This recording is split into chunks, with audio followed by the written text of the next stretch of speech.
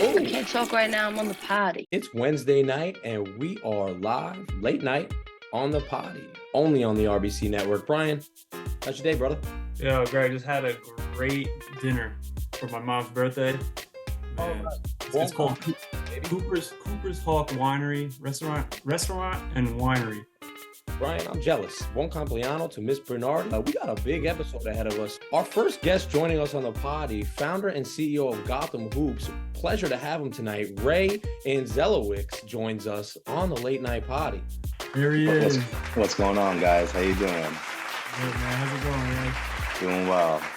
Joining the Late Night Poddy. Ray, appreciate you. We know you're a busy guy, traveling a little bit, but appreciate you squeezing time in to hop on the Late Night Poddy. No, my pleasure. Appreciate you guys for having me tonight. Yeah, bro. I know you're used to having the clean cut basketball cut. Now I'm in Florida. It's a whole different breed, a whole different me, man. For sure. No, I like the love. Yo, how's Canada, man?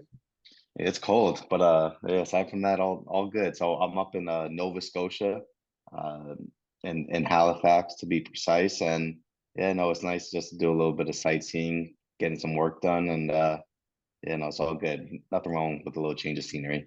Are you right on the water? Yeah, pretty much. Oh, nice. Yeah, I'm just trying to take in as much as possible. Yeah. Did you take like a business trip down there with a couple of your people? Yeah. So this is for a new venture, but so meeting some new team members. So just been a valuable opportunity so far. So like I said, just always good just to check out a new place, new city that I've never been to. I definitely enjoy traveling and haven't really been out of New York in a few months. So like I said, just wanted to take advantage of the opportunity to get out of town and get out of the country too, I guess. Yes, no, it's crazy because I feel like me and you always were like we always had like a good bond, even like growing up through high school. Like we always like connected through that through basketball, and we were always like similar, things that we did. And for sure, yeah, no, absolutely. Hey, I want to let the people tuning in though. I got a chance to visit the 2023 Gotham Hoops Classic, the showcase. I caught one day on Saturday. I was honored to be there helping out. But how did Sunday go, man? How were the games? How was the weekend? Yeah, no, I appreciate that. So first of all, thank you again for coming through. Appreciate the support and the love. Yeah, no, Sunday was awesome. So Saturday we had 5 games. Sunday we had 7. So it was super talented kids out there, man. Appreciate that. Thank you. So Sunday was arguably even a notch above Saturday as far as competition and talent goes, and it was definitely a long day in the gym. I mean, there's worse places to be on a Sunday. I guess thankfully my New York Football Giants weren't playing, so I didn't have to stress out and miss out on that.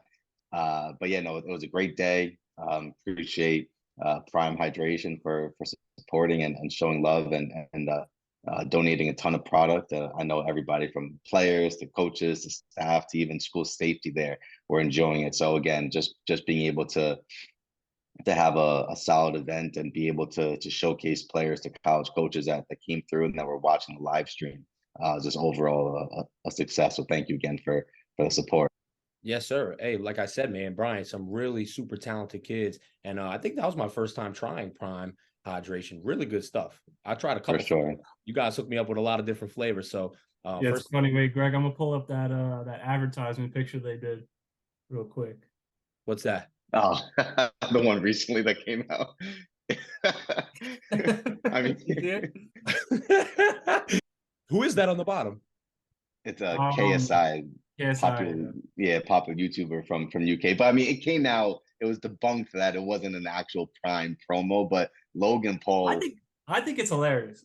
It's great advertisement. I do. It's absolutely hilarious. It's great advertisement, and Logan Paul doubled down on it and tweeted it and said, "Thanks for all the free. Like this is the actual shot. This is what the person came up with, and it got 30 million likes or some sort of hits." So it got a ton of promotion. We're talking about it right now. So, it's definitely hilarious. So, I mean, it tricked everybody. Yeah, you can do anything with correct. This Photoshop stuff even gets me. It's like, it's unbelievable. Yeah, no, like I said, it got people talking. That's the one thing I know about like internet, social media. It just comes and goes, man. It's like waves. What happens today, funny, sad, serious, it's here today, and it's like almost that Drake song. It's gone tomorrow. But just to wrap up on Gotham Hoops too, because I've been we're around the same age, so I've been following Gotham Hoops for years now, almost a decade, I would say. First mixtape. There you go. Mixtape was Gotham Hoops, baby. Nice. It's funny. Somebody, not to interrupt you, but somebody I connected with came through to the event. He's doing his thing on Instagram, cutting up highlights, and he's like, Ray, I've been watching Gotham Hoops for, like you said, like over a decade now. I'm like, get out of here. So he just started. I mean, 2009 is when I first just started really putting it out there. And he was telling me about all these videos he started watching back then, and like I hadn't thought about them in a while, but I mentioned it because he sent me one the other day that apparently popped up on his YouTube recommendation, and it was from, I think, Gaucho's Round Ball. And I didn't watch it, but I'm pretty sure you were in that, right? Yep. I can't. Yep. So I had 26 points that game. There you go. I remember the game. Okay. Right. How many rebounds? Oh man. Enough. Did you actually? I played. You know who was in that game? Musa Kong. Yes. My Hofstra teammate. Yeah. Oh wow. Oh, is that funny? Yeah. So he was in that. I mean, I knew a lot of those guys, like Javon Thomas, and I think Melvin played in that game Johnson. too. Mm-hmm. Yeah, no, there's a bunch of good hoopers. They're playing a lot of hoopers playing overseas right now from that game. Yeah, man. Really good teams. 10 plus years, man. 14 years now. That's no joke, man. That's respect, man. And just from your experience, I mean, hey, I've been privileged again to help you out over at the Boys and Girls Club for Mo Harkless. That was an awesome day too that, Ray kind of allowed me to be a part of, and such a great community day too, to see these different types of kids. I was over in Queens, New York, even though we're Staten Islanders, Brian, but cross the bridge. But Ray, in the last 10 years, I know you again just finished up the 2023 Gotham Hoops Classic, and a lot of talent, a lot of Division I players, and maybe beyond. But you also have done in the past, and this year maybe a college senior event that some of my friends, some of our mutual friends have played in. So from your experience, just running these high school events, college events, and overseas scouts and college coaches, what's the coolest part about kind of running Gotham Hoops? Is it to get to see these players kind of blossom, to have these relationships with these coaches, these scouts and stuff like that? It's pretty cool, man. I appreciate that. So I mean, all the above, and Brian was a standout. I believe that was 2017, right after he concluded his career at Hofstra, and I believe that event was at Lehigh. So it was great. The first year that I ran an event was 2014. So a few years after I launched Gotham Hoops and connected with guys like yourselves, and a handful of players that I invited and that participated in the first ever Gotham Hoops Invitational, again showcasing local men's college seniors, were players that I evaluated when they were in high school. So it was awesome to be able to see them and chronicle their journey from prep to college, and then help create a stepping stone or a showcase that allowed them to really put their talent on display before pro scouts around the world. And right. Again, just following guys' careers that have played in my event, whether they're playing ball to this day or not. Again, I mean, I've known you guys for a while, but the fact that Brian played in my event, Greg, you've helped out, like that goes a long way. Now that's why I'm appreciative of the opportunities to chat with you guys. So again, it really does come down to networking and building relationships, because that goes so far in this life, as you guys know. And people say, like, it's not what you know, it's who you know, but then I take it a step further. It's also how well you know them. So that's why I'm just incredibly appreciative of all the players that have come out to participate, all the coaches that have come out to evaluate, and scout as well. So yeah, no, it's been a great ride. It's certainly not easy putting these together, but I enjoy it, and it's incredibly worthwhile, to say the least. I know it's been difficult, probably mixing your current job with crypto, and that I want to see how are you making that work? I was actually out in Spain just visiting some of my wife's family, and I hadn't done an event in a few years due to the pandemic. The last event that I ran was January 2020, and it was I think it was January 26th, and it was the day of the tragic helicopter crash with Kobe and Gigi Bryant and other members of that other people that passed away. May they rest in peace. And then again, the world shut down in March, and it's been a few years. So really just being able, like, time management, right? 8 weeks or so, even being halfway around the world is great, and it's just a fact. It just shows that relationships go a long way. So again, time management and being able to, but most important, being able to leverage the relationships that I've built for over a decade now. Just using that to the best of my ability. Brian, you played professionally overseas. We have our other friend, Glenn Mhm. Sinari, playing overseas right now, making money to play the game of basketball, and that's what Ray does. He connects you from the high school level to the college level, from the college level to the pro level, and gives you an opportunity. That's all any player can ask for, really. And NBA and stuff like that, who knows? But there was some real talent that I was shooting in our group chat. Like, hey, I circled like 7 names, Ray. I know you remember that the sheet you gave me. I was circling some names, and I didn't even catch Sunday's action with some other cool names out there. So who knows? Maybe that sheet that I'll save with those circled names, Brian, we'll revisit in a year or two. Maybe this year, see where they go. For me, growing up, it was Ball is Life, Hoop Mixtape, and Gotham Hoops. Appreciate that. Yes, I always put you in those tiers, like, because that's what I knew. So, like, I felt like you had the same type of quality, events and videos that they had. I'm glad to hear you're still doing it. Like, that's amazing. Thank you. Yeah, no, I appreciate that immensely. I mean, yeah, no, it's been a great ride, and I know you mentioned Glenn, and I can proudly say he's another Gotham Hoops Invitational Yes, sir. alum, and it's amazing to see him. I don't believe it was. I think there was some time in between when he graduated to when he finally got that pro contract, but nonetheless, it's amazing to see another alum be able to take that next step in his career and become a pro. And I know he's taking advantage of the opportunity. He's gonna run with it. I don't want to segue too much into the crypto, but I do want to, since you mentioned Musa earlier, I played in my event as well, but I mentioned him because I was fortunate enough to coach him in a tournament over the summer at Rucker Park in the Bitcoin Classic. Yes, sir. So that was a great combination. So it's a shout out to Yusuf Ali. He runs this tournament. He's done it a few times leading up to hosting it in New York City. And I was fortunate enough to be able to enter a team, coach the team, put the team together. And Musa was terrific. So yeah, I just wanted to throw out there that, bro, that's my guy. He's yeah, a great dude, bro. I know he's been playing over there a while now. Yeah, in Spain, I believe. Yeah. Just some advice, I guess, for younger guys listening, because we do have a younger audience too. Maybe some players aspiring to get to that varsity level, aspiring to get to the college level, Division I level, the pro level. What would you say to a kid in senior year of high school, senior year of college? Obviously, like I just said, the NBA is the holy grail, but there's so many opportunities for playing, for coaching, for being around the sport. The sport is so vast, and it's awesome to be a part of of the community. So what would you tell younger guys coming up in this game, trying to maybe make a living, but just trying to make it too? Absolutely.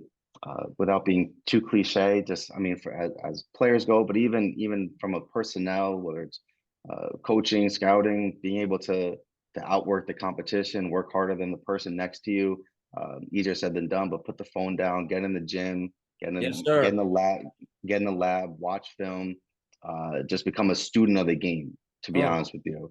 And then also just put yourself in situations where you can network and build relationships, and that goes a long way. Like I mentioned, I mean, I've been going out to Vegas for summer league for a number of years now, and it's just to be able to rub shoulders with NBA executives and be able to network with players, and again, team personnel, because that's the group that I want to be involved with, and you have to be present. Yes, sir. And I got one more follow-up too, because in the high school realm of things, we see a lot of new prep schools developing. We see the AAU circuit almost elevating above high school. What do you think about that? Yeah, it's all about, I mean, from a player and I guess arguably parents, all about visibility. Visibility and recruitment really is through the roof during the AAU season, for better or worse, right? And I mean, college coaches still go to high school events such as, like you said, the Gotham Hoops Classic that we just had a couple of weeks ago, and many more throughout the high school season. But the gyms are flooded with coaches and scouts during the AAU season, and prep, I think, is a great opportunity for players as well as junior college. I think junior college is a vastly underrated route really non D1 schools are just underappreciated because I mean, for instance, the one player that signed an NBA contract, and granted it was several 10 days, that is an alum from my event, played in the same year as Brian did, Jalen Morris, D2 guy out of Malloy College, out of Long Island. And we've had some, Brian included, but we've had some talent come through my event, I can proudly say. And the fact that the one guy that's donned an NBA jersey for a few different teams is a D2 guy. So that just goes to show, like, you don't have to go to a blue blood, you don't have to go to a mid-major, you don't have to be a D1 player to even make it to the league. I mean, I could just rattle off a few names, even outside of guys that have participated in my event, maybe guys that I've never even met before, but there's guys that are non D1 players that have made, or even like very low major. So I think, guys, it's more about fit. It's more about what coach, from a player's perspective, what coach is going to put me in the position to succeed, and then just take it one step further. I mean, look at the transfer numbers. Like they're astronomical each year. Just guys are, if not more. But I mean, it's unbelievable. So it goes to show whether, I mean, coaches, and again, you guys probably know this better than me, but coaches will offer more scholarships than they have available just to get their name out to players, with the expectation that not every player or prospect that they offer is going to commit. But that also goes to show that they're also not recruiting the right type of players at the college level, because if players end up leaving, and then there's also just a commitment, or I say commitment in the fact that a commitment to the program, whereas man, I'm a freshman, I'm not starting, I'm not getting all the minutes, I'm not getting all the shots, and like, so put the work in, like make it work. And I think the NCAA almost aids those players that want to leave because of the transfer portal and being able to play right away. So I don't know. It's hard to say that it's a smooth system right now, and it's worked for others. It hasn't worked for even more, in my opinion. But I just think it's all about, if you put the work in, you have your mind right, and you put yourself in positions to succeed, you will. And then lastly, on that note, even if that means going to a D2, then going overseas, and then getting a shot to play in the league. Like, there's guys every year that are brought over from the Euro League or anywhere in Europe that get a shot at the summer league, and then get a call up to an NBA team. So there's no one route to the league anymore. And I think that's what guys need to understand. Not everybody can be LeBron. Not everybody can be Steph. And yeah, I mean, I just wish that players understood that not everybody can be that top dog, and you got to play your role. So it's not like how it was in the old days, where every player in the NBA is a high major from a high major college. Like, it's so spread out evenly now. We see it in the NCAA tournament every year. These teams, these low major teams are beating these high major schools every single year. So it's getting more and more competitive. That's why I was saying there's no other generation like this generation. These kids are so skilled and talented that if you just get into the right system that fits your play style and your skills, like you can show out, and you can beat high level teams and also show your skill level. Not to get too into it, but these sneaker companies run everything, even from arguably middle school, right? So you find a talented kid, and you get them with the right AU program, and then they go to the right high school, the prep school that's aligned with that sneaker company, and then to the right college that wears that logo and wears that sneaker, and then that's who they want to sign with when they get to, if they get to the league. So like I said, I'm not a fan of how things are going. I mean, it's obviously out of my control, but that's why, like, I mean, I just try to stay as much away from that, and just provide an opportunity for anyone, everyone that I can, because like you said, Greg, it's all about, like I said, as well, like the opportunities. So just throw the ball out there and do what we gotta do. What's that called? The NIL? NIL, yeah. So right. I mean, that's brand new as well. I mean, I don't know. I'm not too big into college football. I follow it enough. Granted, like, New York isn't really a college football state, nor is the Northeast, just because, like, Syracuse is, like, there's no local college football teams. I would say, like, the closest is probably Rutgers. That's not Rutgers, yeah, Right. and they're not even dominant in their. I mean, they play in Yeah. arguably the toughest conference. But I mentioned college football because you brought up the NIL, and there was Mhm. an interesting. I read an interesting story about a top prospect, arguably like one of the top quarterback prospects in the country, who committed to Florida to be a Gator, and he had to decommit because the NIL deal fell through from boosters, about like a Mhm. multi-million-dollar deal, and he decommitted from the school and got out of his letter of intent because that money was no longer an option. So he took his Wow. talent to Arizona State. But it just really goes to show, if anything, it just brings it to the surface how Right. how this recruitment is manipulated. Mhm. And the DJ Wagner one, the situation is a funny one. Just quickly, his grandfather, who was a pro, played at University of Louisville, was a stud there. His dad, DeJuan Wagner, who I'm Yeah. sure you guys are familiar with. Yep. Yep. Played for Coach Calipari at Memphis, and then before going to the NBA. So Kenny Payne, former Nick assistant. Before that was a Kentucky assistant for a while, just got the head coaching job at Louisville. He hired DJ's grandfather, the former Cardinals standout, as not necessarily an assistant, but just to the staff, with hopes of course, getting Yeah. DJ's commitment. So between Louisville, he had the school his grandpa went to, and the school his grandpa was currently working for, and then at Kentucky with Calipari, the school that, or not even the school, but the coach that his dad played for. So it's just ironic, just how much involvement. I mean, Mhm. hiring family members and then paying them. I mean, the list goes on and on. I feel like this has been going on for years before even Yep. the NIL, but now it's just out in the open and they're allowed For to sure. do it. Amateurism and how money affects the kids' mental, but at least they're getting something out of it now, and it's in the open. They don't have to hide it anymore and get in trouble. Yeah, for better or worse though. Sorry, Yeah. Greg. And It's happening anyway, So yeah, but I mean, but now you want to talk about kids not going to the right school. They're going to schools for all the wrong reasons, well, yeah, Yes. Mhm. right? Yeah, it's Like you said, Ray, it's just coming to the surface more than anything now. But it's interesting to see how brands correlate with the transfer portal and how the mindset of a kid isn't as pure as, hey, I'm a freshman not playing, let me work, or hey, I'm a freshman not playing, let me get out of here. Can you get up my face? I'm on the potty. But we're back live on the potty. Joining us now, Tyler Sir Newton, co-founder, CEO of the Commonwealth NFT.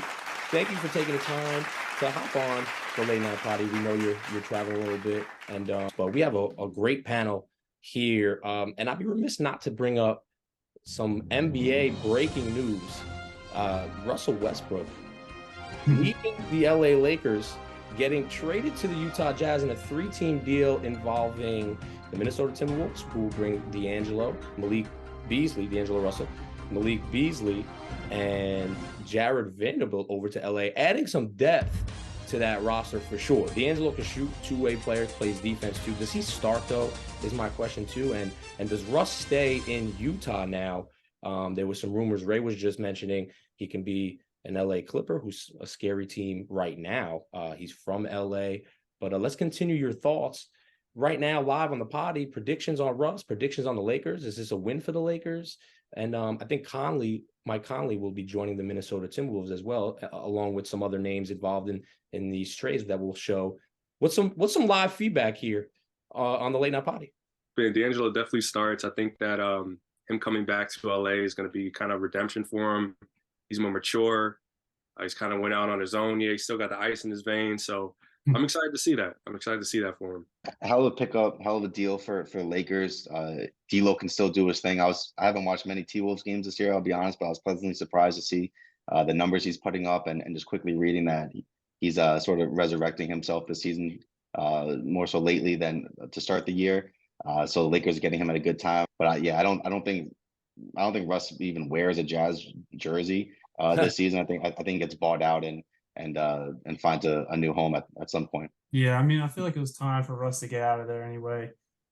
At the first moment they made that trade, people knew, like, how is this going to work out? I think they had to give it a shot. Just being able to get Russ after having 2 triple-double seasons. Mhm. They had to give it a shot, but I think most of us knew that it was going to be tough for that to work out. LeBron's a guy that needs shooters around him. He needs, 3-and-D players. So Russ is not that type of player. Although he was hitting the 3-ball last night though. One No, night, he's not a shooter. No, I'll be Yeah, honest. When Russ looks good, he looks really good. Yeah. But when he doesn't, the media just haunts him, I think. But the Clippers would be an interesting destination. Russ on any contender roster just can't hurt. I mean, that's what the Lakers thought. But are they a contender right now? Let's talk about that real quick too before we pivot into some other areas. Are the Lakers a contender now? Now with this depth, now they got rid of Russ. That's what people, I guess, wanted. I don't think that they're necessarily a contender. I mean, they're still on the outside looking in, even from the playing spot. I know the West is super tight just as far as the 10th seed through the 6th is probably just a couple of games. So I don't know. I think this move gets them over the hump and into the playoffs. But I'm not sure that they're necessarily a contender now. And I don't know if Russ, I don't know how well he fits on the Heat with Kyle Lowry there. But nonetheless, I'd be down to see him pair up with Jimmy Butler, and not to shift too far away from the Lakers. I think I'm more excited to see what Kyrie and Luka look like together. I mean, Kyrie from around the way. Yep, agreed. Yeah, so I think I'm Luka is ecstatic. more similar style play as LeBron. Well, obviously less athletic, but I don't think he wants to score as much as he has to right now. Has to, exactly. And Yeah, I mean, I think he wants to be more of a playmaker. So I think having a guy like Kyrie, another guy that can play make, can score, it'll take a lot of pressure off him, allow him to play better on defense and a lot of other things. look at what they did last year with Jalen Brunson. They went to the Western Conference Finals. So, I mean, Kyrie's certainly an upgrade over Brunson, in my opinion. So I'm beyond eager to see how that duo works out. I'm excited to see Luka and Kyrie in action too. But let's pivot, because we are on the Late Night Poddy, and we do have a lot of crypto insiders here. Me, I'm an outsider, so a lot of people a lot of people listening would maybe fall into my category. I don't know about you guys, and you guys are a little more sharper when it comes to crypto news, and I would love to pivot into a crypto news segment here. We do have the Commonwealth NFT live with us, co-founder Todd Sir-Newman. B, they call you Threeses, right? So yeah, they call me Threeses.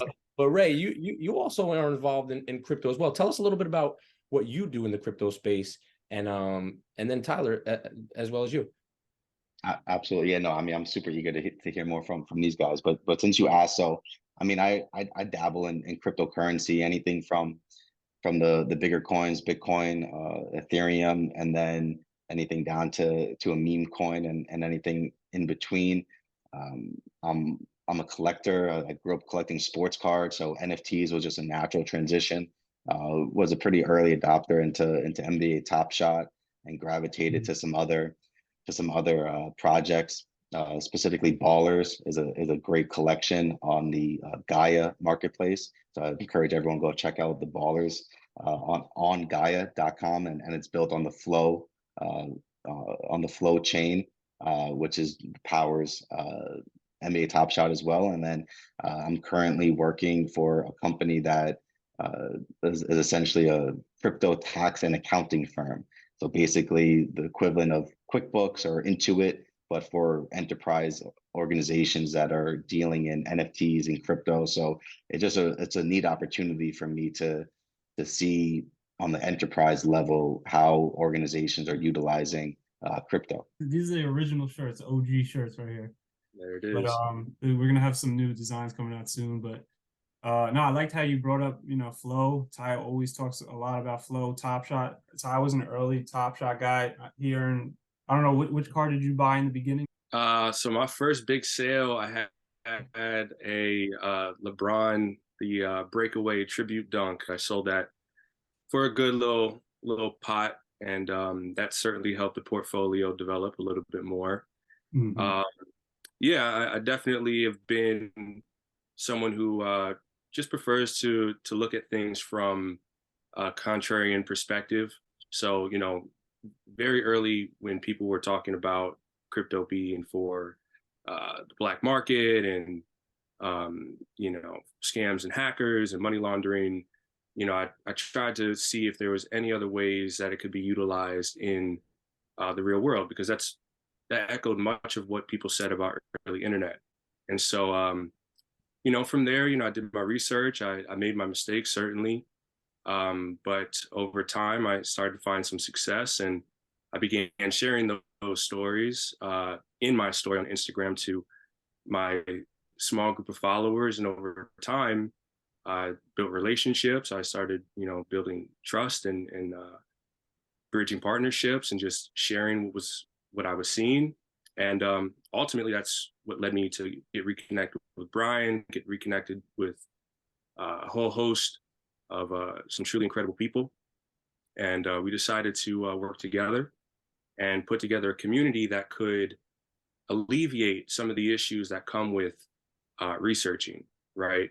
Some of the mistakes that we make, and not to ramble too much, but it's one thing that stood out to me as what's most necessary about the Commonwealth is the fact that, being rug pulled or getting wrecked is somehow a rite of passage. And I think that is what keeps a lot of people on the sidelines, is the fact that, you need to get wrecked, you need to get scammed in order to find your way through. And it's like, no. Right now we have, me personally, I have about 5 years of experience, and I've worked with many chains. I've worked with Polygon, I've worked with Flow, as you mentioned, I've worked with Hedera Hashgraph. And so, I'm not an expert, but I'm someone who's worked with it, and I've observed many other people who are also leading communities. And so we're unifying with them to put together I don't want to call it a course, but put together a resource that retail and beginners can use to make their way through this transition. And there's so many avenues to this new evolving, emerging world that is crypto, that is technology. I think there's just an umbrella now of these words, technology, or even AI is a word that gets mixed into crypto, but there's very different. You guys touched upon the blockchains a little bit, and how can you boil it down, like you said, for beginners, guys like myself, people listening that don't really have the knowledge you guys have. We could spend hours talking about blockchains. We can talk a lot about different networks, but a lot of people just think it's, they just want the next, hey, what's the next one I can get? Where's Ethereum today? What's Bitcoin going to do? Where are we as far as the market? That's why we turn to the Commonwealth. And to be honest, that's why the Commonwealth has helped me so much, just from a knowledge standpoint, education standpoint. So where do we go from here with crypto 2023? I mean, for right now, I see it, we're in like a gray area, like a limbo almost. People are waiting to see it either drop far or blast off again like it just did. But I think the market's starting to slow down now and become more like the stock market. So once that becomes regulated, just like the stock market, we're going to see it level off a little bit. So, but we're still in an area where I think it can go, 10x, 20x certain coins, but that's soon going to start falling off as soon the regulations start coming. So this is why this is an important period, I feel like, to really learn about it and figure out before that happens. To your point earlier, Tyler, to me, it's all about paying for your own education. So throwing a few bucks out there. Again, I'm a contrarian at heart as well, and slightly a degen. So I'm comfortable just throwing a few bucks into something just to, again, learn and pay for my own education. And then before I hand it over to you, I think truthfully the FTX fiasco set the market back. Right. I mean, the lack of transparency. I mean, I was in Spain at that time and just keeping track of everything as well as I can. And truthfully, it was interesting being in a completely different time zone and just seeing from that perspective how the market went throughout the day, and being, oh, Asia's waking up now. Oh, and this is what happens. Oh, yeah. The North America is waking up now. Oh, this is what happens. So being halfway around the world just kind of gave me a different perspective, like how Brian was mentioning. It sort of it's imitating the stock market in a sense. And but I mean, I saw practically everything crashed, and it's certainly a volatile market. But I just encourage people just to, as much as I say, pay for your own education. Just it's similar to sports gambling or really anything else. Like, be willing to invest what you can afford to lose. Right? I mean, don't put up a mortgage, don't put up rent money, whether it's $5, 50, or a couple of hundred, whatever you can afford to lose. That's what I would encourage investing. There is some merit in getting wrecked and rug pulled and going through it. So as long as you already assume those losses going into it, just to echo what you said, that's why, you know, one of the things that we start off with is just kind of bootstrapping some of the philosophy, right? Which it sounds practical, right? Don't invest more than you're willing to lose. But when you're in the face of, you know, purchasing an asset that is 25 cents, 50 cents, it might not seem like a much. You're like, okay, let me put $1,000, 10,000, you know, I get this much. And then if it hits $1, it gets here. But, you know, there's also past history that you have to examine where it was 0.06 cents prior to. So you have to calculate all these things. And so there's risk in everything. And so, so as long as you're comfortable with that, then you can make a confident decision. But it's, how do I make that decision, right? What resources do I have before me, right, that can allow me to examine this thing pro and con, and then decide what's in my best interest, right? And I think that's one of the many problems that in our early case study of our target audience, like, people feel is that we just don't know where to go. As Greg was just saying, it's like, it is a lot. You know, there are a lot of macro elements that are required to have in your understanding before you could even understand the volatility in crypto's market cycle. You have to see what's going on with the US dollar strength and its index. And so there's all these other things that are stacked. And so, you know, to go back to your question, Greg, I think it really first starts with, I think, the jargon, right? Like, we mentioned degens, right? We mentioned, you know, I forget the other term that you had thrown in there, but just understanding the language, like with anything, right, is really the first key to unlocking the understanding of how these things work. Because then when you do go to research, you will see these keywords again in more frequency. And then over time, being in proximity with those words, you'll then start to understand patterns and see the direction of what is actually being discussed in that article or what is being covered in that YouTube video, so on and so forth. So yeah, it starts there, and then just having a constant stream of news that you could just see daily. You know, that's a good segue into the Commonwealth's Discord, which I forgot to mention, because I think that's a great place for people to be and just, again, just start as soon as you can absorbing all this stuff. So the Commonwealth does have a great Discord you can check out. We can link it all as well. So I'm excited to see what's next. Can you share anything about what's next for the Commonwealth, for crypto, and Ray, what's next for you guys? For sure. So this is a company that I recently joined that I'm doing some work for. It's called Bitwave, and they're the first to market dedicated crypto tax and accounting firm. So they're able to, I won't name drop some of their clients, but it's pretty impressive who they've been able to snag so far. But it's really just able to bring transparency to the world. And again, just not to mention too much, but the FTX, as much of a disaster that was, it almost shed a light on the necessity for a program like this, because they're up to some shady business. And I recently found out that team members of mine a while back approached SBF and them, and they kind of nudged them away.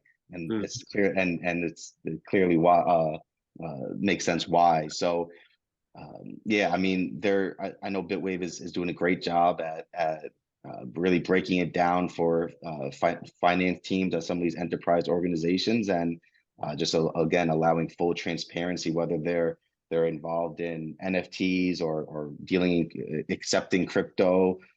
And then ENS, Ethereum Name Service, is something I'm passionate about. I'm a big .com guy, and just to quickly segue, I mean, Web3 is here, is just starting, and it's undoubtedly the future. So I'm incredibly eager and excited to see what you guys continue to cook up with the Commonwealth NFT. And again, just from somebody that's continuing to learn, and just to quickly, lastly, just add on to Tyler's great points from before. There's a ton of free and valuable resources out there on the internet. There's also a lot of BS and noise, but I'm telling you, like, Twitter has been a terrific resource for me. I mean, I have like a Web3 NFT designated Twitter that I don't follow anything basketball related. And if it pops up, it pops up, but it's all just people that I trust to provide insight into the crypto world. And again, there's just terrific threads, even from like you guys were mentioning before, just the lingo, right? I mean, people, like, there really are just genuine people in the world and in this space. I want to see others succeed. So I just I'll end it with just bringing it full circle to the basketball talk from before. I was mentioning being a student of the game. Yeah, applies to this as well, right? So I'll leave it at that. I have to move into this myself too. Like, I have to get your name. Just start and buy your name. I think, I don't know what it is right now, but it could cost like $15, and just Greg Civiletti.eth. And then that's the way that people can just send you crypto moving forward, instead of 0x7b, etc. That's your hub. I mean, I'm conversation for another day. Like, I'm scooping ones up that have nothing to do with me, that it's putting your stake in the ground as a digital asset, right? And like I said, I'm a card collector at heart. Easy transition to NFTs, and that's why I'm so passionate about ENS as well. Brian bought my name already, so I have to buy it from him. He's got to transfer it over to you. ENS, all of the name services, man. Like, there's a lot. One of our partners at the BitCode, Cordy, he speaks a lot about RSK. RSK is a domain name service that's on top of Bitcoin, that uses native Bitcoin. So it's the Stacks, which is another one. Stacks is a little different. I don't want to get too technical into it, but both are incredible. And so as Ray was saying, it is important to at least get your name. And you don't know where this is going to go, and at least you have your brand, your identity owned, right, digitally. This is a way. It's essentially an NFT that it represents you, and is a place where people can interact with you. In the future, it might even be utilized as a way of authentication, for logging on to websites, like Web3 websites, but even our Web2 social media platforms like Instagram, which has already adopted Polygon, and Flow, which is why I highly recommend, on top of what you're doing with ENS, I highly recommend stacking Flow domains, because essentially you have 2 billion people that are going to be exposed to not only NFTs, but domain names, right, on top of a blockchain. So there's so many interesting ways. And one other thing that I would say too is one little tip, that on top of getting your full name, I also think that it's important to own just your last name alone, because what you can do with that is that you could then just subdomain any other name under that. So you could have, for instance, my last name is Newton, right? So I could do Tyler.Newton.eth. I could have my son's name, .Newton, his son's name, his daughter, and all of that is derived from the original root name. And so there's a ton of power in that when you think about it. I mean, there's so many great ways that you could even deploy, if we talk about entertainment, right? Thinking about artists that are on the come up, right? If you have someone like Ellie Russell, I'm a huge fan of, you could literally deploy an NFT that's a subdomain of whatever project he has released. And if you own that domain, you get discounted tickets, you get, other sorts of perks and benefits. And so leveraging these things are really going to transform the way that we consume and interact with one another. And there's so many other benefits I could ramble off on. But yeah, ENS, Flones, RSK, Stacks, these are all great places that everybody should be spending some time and at the very least getting their names. This is what you know, having you guys on the Late Night Poddy, this is what I hope people see. Like, wow, I gotta, you know, hop on a Discord and learn more. I gotta be aware of ENS and Flow and again the lingo too. So anything to add? Man, it's never too late. I think that's the main point. I think that debacle starting from, you know, Terra down to Celsius down to you know, 3 Arrows Capital, all the cascading collapses of all these centralized you know, CeFi platforms, centralized finance, has, you know, put fear into the market. I don't know if it's entirely priced in. You know, there's a lot of macros, as I mentioned earlier, with our inflation and future projections that come from people like Jerome Powell that influence the market. But ultimately, it's still very, very early.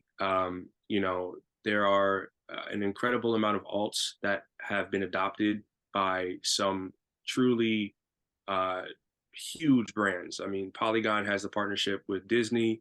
You know, Flow is again, I mentioned again, but they're with Instagram. Hedera, I'm pretty sure they had Boeing, but they just landed another company that's slipping my mind right now. So that's where I would look. I would just follow the money. I would look at what they're doing, not what they're saying. And that's what we are encouraging all of our members to do over at the Commonwealth. People are going to get a lot out of watching this, hopefully. That's good stuff, man. That's really good stuff. We could talk Forever about this stuff. Yeah.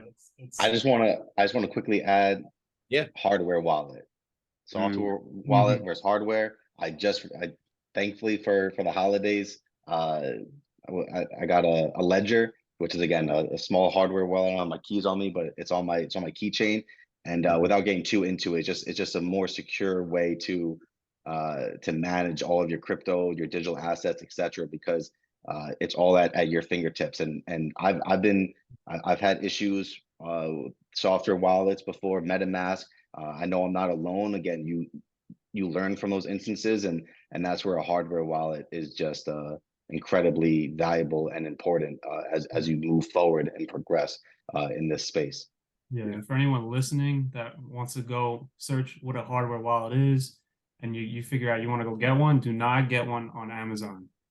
You want to get it from the site itself, because there are some scammers out there that are doing that, selling it on Amazon, and you know, already putting their whatever they're doing to that ledger, selling it to you and getting your information that way. So you always want to make sure you go directly from the website. These are the nuts and bolts that the Poddy's so privileged to have on. Ray and Ty and you too, Bri. Like, if you ever had something from IKEA you had to put together, you don't got to do anything but be in the room and hold it with these guys here. And I hope you guys listening follow up on the Commonwealth NFT, because like I said, just hold the thing and they'll put it all together for you, because it makes a lot more sense when you guys talk to me and break a lot of stuff down. And that's why we hope you guys, you know, come back on the Poddy whenever you guys want. This conversation so helpful, but it's ongoing. I mean, these are something that we're going to cover more and more as crypto develops, as regulations, and I'm excited to have you guys back on for more conversations too, because like I said, it was awesome having you guys on and just listening, being a student of the game, man. Any game you're in, man. On a cold night for Ray over in Canada, and we're in New York City, Ty, so we ain't privileged like Brian. I know he's probably that jacket. We can't all be like breezes, man. Yeah. Well, it's always exciting to see people learn, and that's what we want to do. Is we just want to encourage that. We want to. We're about to publish. I mean, we already kind of published it, but we're going to put more traffic towards it, our website. And one of the main things is our mission, and that is to foster responsible crypto adoption, right? The key word being responsible. So look out for it. We'll definitely have another conversation for another time. Yeah. Absolutely. Yeah, no, and thank you guys so much for having me on. I enjoyed chatting. Of course, all in crypto. I'm all for it, and I definitely learned something tonight. So appreciate you guys and great chat, and hopefully can do it again sometime soon. You are now tuned in to the party. Where the party at? Where the party at? Where the party at? You know I can't forget to wash my hands. Action. Can you get out my face? I'm on the party.